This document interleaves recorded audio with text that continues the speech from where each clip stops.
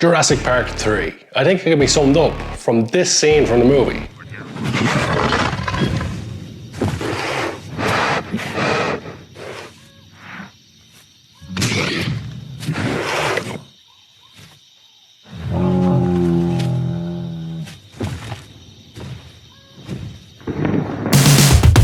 Worst movie ever! Welcome to Movie Film, I'm Carl, and more importantly, this is worst movie ever. The film up today is Jurassic Park 3, and if you've seen it, you'll probably know why it's on the list for contenders for the worst movie ever. The first two Jurassic Park films were pretty damn good. The first one in particular is a cinematic masterpiece from Steven Spielberg, and both films made a lot of money at the box office. So it just makes sense for Hollywood to make a third film, and we were all excited when it was coming out in 2001. People flocked to the cinema to see the next installment of Steven Spielberg's Jurassic Park, only to find out it wasn't directed by Steven Spielberg, it was directed by Joe Johnston, a man who at the time people didn't know. Of course, Joe Johnston has gone on to direct Captain America: The First Avenger, which is a pretty damn good film, but Jurassic Park 3, the same can't be said for that. So usually on Worst Movie Ever, we run down the whole story. And trust me, it's not going to take long with Jurassic Park 3. And usually when we run down the story, I let you guys decide if it is the worst movie ever. But I can say without a shadow of a doubt, this is definitely one of the worst movies ever. The runtime of the film is just an hour and a half. Not including credits, it's about an hour and 20. And when I tell you it takes half an hour for them to get to the island with the dinosaurs, that leaves about 50 minutes to cram everything in, all of a Jurassic Park movie, into 50 minutes. So you can imagine a lot happens. So much happening in that short space, you might think the movie moves pretty fast. Well, no, the movie actually goes very, very slowly. Because I think what happens is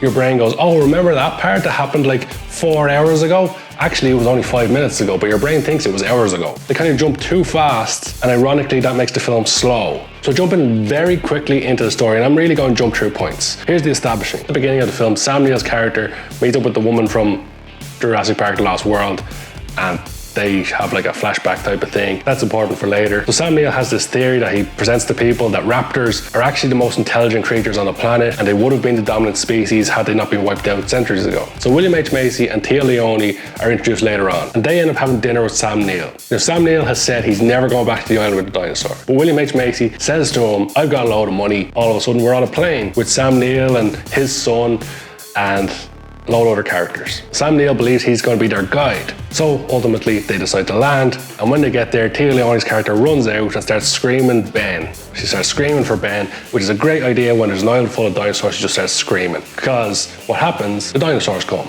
You know, dinosaurs and humans, it's not a good mix. We found that out from the first two films. Ultimately, the plane crashes, they're trapped on the island now, and it's found out that William H. Macy doesn't have money, and he basically tricked Sam Neill to come to the island and help find his son who's gone missing, which was established early in the film, but I completely forgot about it. That's how they get to the island with the dinosaurs. He's tricked to come to the island to help find the kid. Turns out the kid's doing pretty well and surviving on the island pretty well, knows how to get away from raptors, knows how to get away from dinosaurs, and even save Sam Neill at some point. They establish at some point that there's a satellite phone. On the plane we see it, we hear the ringtone. Later on, the kid thinks he's found his parents by hearing the tone of the phone. Turns out a big dinosaur's eating it, and later on that dinosaur shits it out, and they have to crawl through shit, find the phone to get home.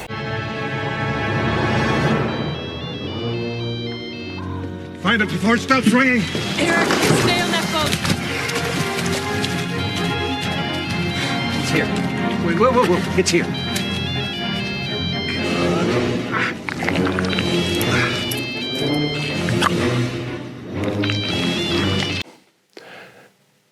Yeah, this movie has a scene of people crawling through shit to find a phone. Perfect analogy for this movie. So at some point they find raptor eggs, and of course someone steals raptor eggs and doesn't tell the others, and turns out that's why raptors are chasing them all the way through, and they ultimately just give the eggs back and the raptors leave them alone.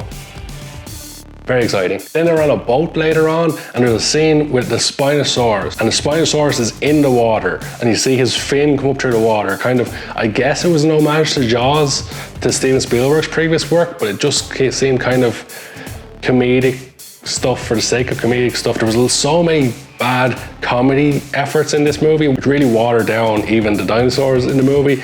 Like the scene I showed at the start, where the dinosaur's kind of like, oh boy, when he sees them crawling through shit, which again, there's a scene where they crawl through shit. That's very important in this movie. So Somehow, some way, when they're fighting the Spinosaurus, when they're trapped on the boat, Sam Neill has made a call to the woman from the previous film, who we saw earlier in the film, for like 2 seconds.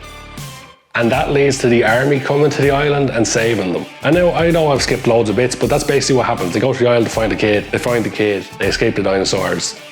The end. Loads of shit happens on the island that's completely unnecessary. So much happens within a short space of time that it actually drags out the movie. And I was so bored all the way through, and it just felt so long. I was wondering, when is this movie ever going to end? Which is a huge shame, because as I've said previously, the first 2 Jurassic Parks, pretty iconic. Especially the first one is a cinematic masterpiece. The third one should have been great, but it just seemed like a rushed production just to make money. They just wanted to get it in cinemas to make money. And it's kind of a good thing that that's not where Jurassic Park died, because this film was made in the 2000s, in the early 2000s, when trilogies were all the rage. Films couldn't have more than a trilogy. 3 was the magic number. Of course, that mold was definitely broken by films like Harry Potter having 8 films. Of course, they are based on the books, and Fast and the Furious having 245 films. We do have new Jurassic Parks now. And the first one with Chris Pratt. That was pretty good. The second one, that's going to be our worst movie ever at some point. And the third one, we'll wait and see if it's any good, but hopefully it's a better ending to Jurassic Park, because at some point they're going to have to stop making Jurassic Parks. At some point it's going to have to dawn on the people. Dinosaurs, bad. Dinosaurs and humans, very bad. Dinosaurs eat humans. If you're going to make any dinosaurs, just make the ones that only eat plants. Although I assume that would have dramatic effects on the environment too. So that'd probably fuck up the whole system too. So maybe just stop making dinosaurs. That's a good idea. Just stop making dinosaurs. No problems then. No dinosaurs eating people. I think I fixed it.